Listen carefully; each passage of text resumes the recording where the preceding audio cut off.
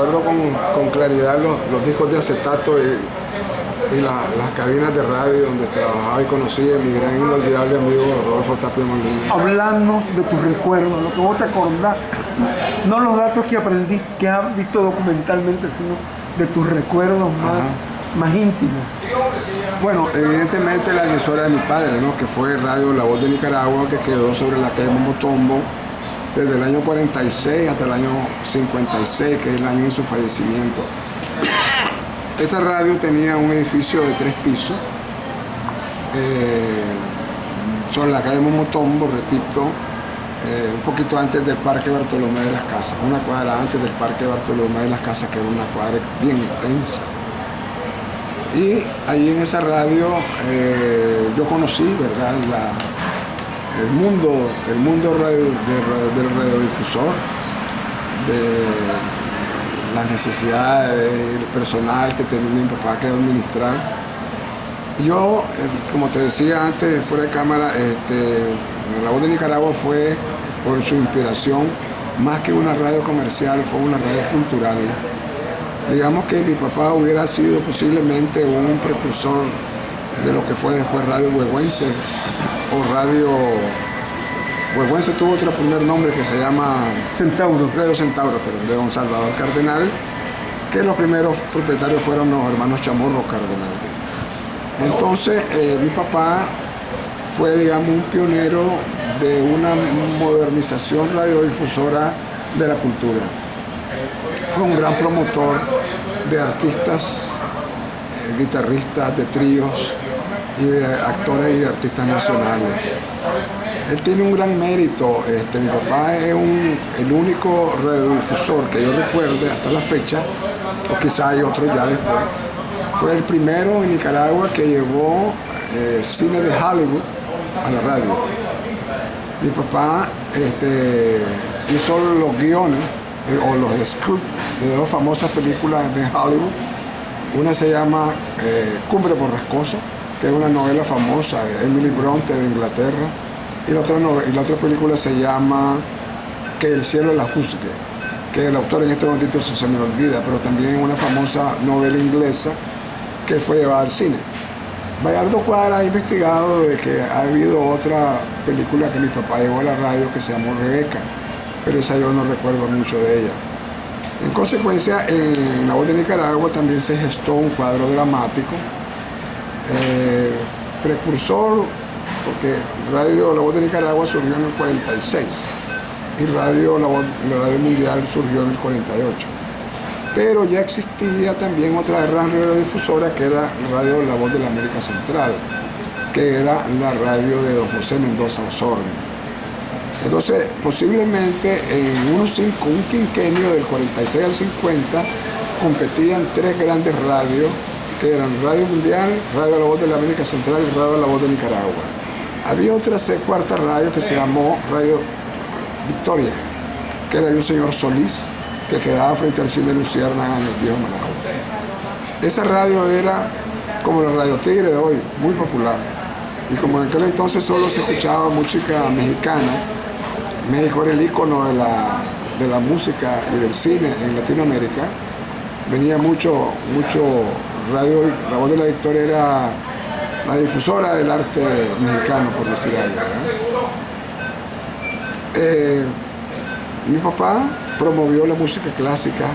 En las noches siempre había un concierto.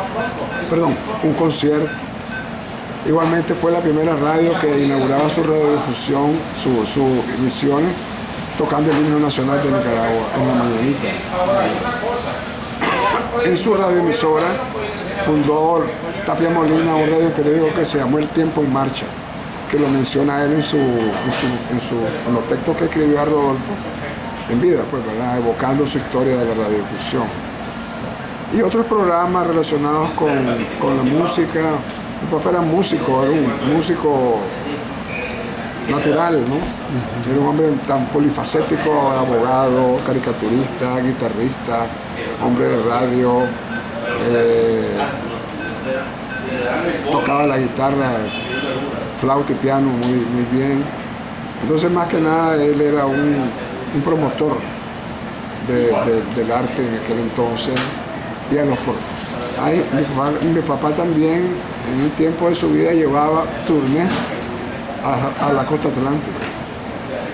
Obtenía boletos a buen precio en la Nica y llevaba una turné de 20 artistas a Bluefields y a Puerto Cabeza. Yo tengo recortes de eso. Sí. Entonces él era un entusiasta promotor de artistas de la farándula de aquel entonces. Y aparte de Tapia Molina, ¿qué otros elementos de radio conociste vos? El Juan Velázquez Chavalo. Yo conocí en la radio de mi papá a Francisco Ruiz Zapata, a Cidar Cisnero, conocí a Cela Lacalle, conocí también a Esperanza Román, a Sofía Montiel, a José Díaz McConnell.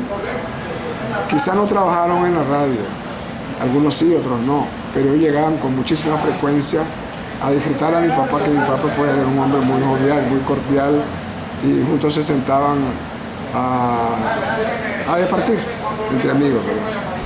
Y recuerdo el personal de la radio de mi papá estaba integrado por doña Erika Krieger, que es la hermana de los hermanos Krieger, una locutora delicadísima. Estaba también Esperanza Román y estaba Sofía Montiel. Marta Cancino, no recuerdo si trabajó en la radio de mi padre, pero ella pues aún está en vida y te sugiero que vayas donde ella a hacerle una buena entrevista. Y otras personas de que pasaron por la radio, Tomasito Campo, había un hombre que era el cronista de radio de aquel entonces, se llamaba, bueno, esto ya me acordaré, ¿no? Y un ciego que tocaba, que cantaba, que se llamaba José Raúl Romero. No sé si tú te acuerdas de José Raúl Romero. Era ciego él, y Tomasito Campo lo acompañaba en la guitarra. Y este cronista de radio se llamaba, ay Dios mío, en estos momentos se me olvidó, ya me acordaré de él. Bayardo Cuadra lo recuerda bien. Estaba Guillermo Borges Carvajal también, que era un extraordinario libretista. Y otras personas pues que en este momentito pues no me acuerdo. Pero sí, todos llegaban a la radio a partir con mi papá y a hacer sus programas freelance, como pudiéramos decir, ¿no? En la radio pues nunca ha sido la radio no ha sido una emisora como de empleados de planta, a menos que sean desde el punto de vista administrativo. Pero los que hacían radio iban y salían, iban y venían de las radios que estaban a hacer programas especiales, ¿no?